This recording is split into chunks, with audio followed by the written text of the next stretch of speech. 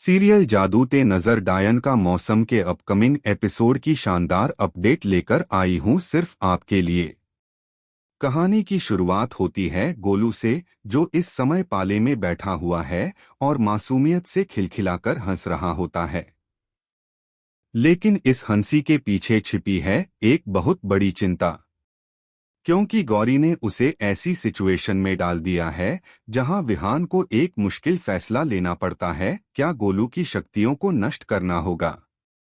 विहान इस फैसले से जूझते हुए सीधा जाता है गौरी यानी नानी माँ के पास और पूछता है, नानी माँ, आप बताइए हमें क्या करना होगा?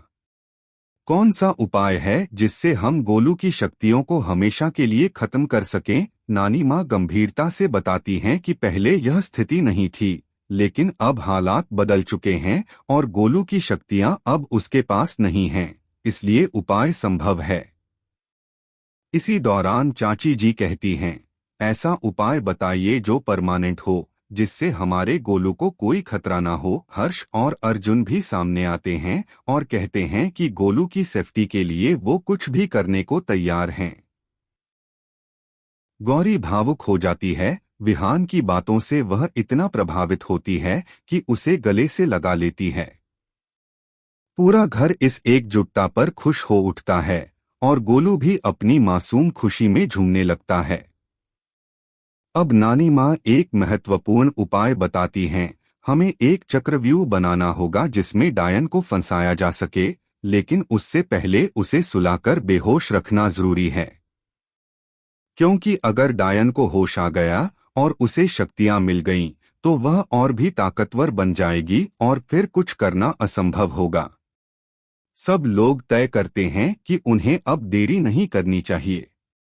चाचा जी, हर्ष और अर्जुन मिलकर डायन उर्मी को उठाकर ले जाने की योजना बनाते हैं। जब अर्जुन डायन को उठाता है तो मजाक में कहता है, यह तो इनोसेंट सी दिखती है, लेकिन कितनी भारी है।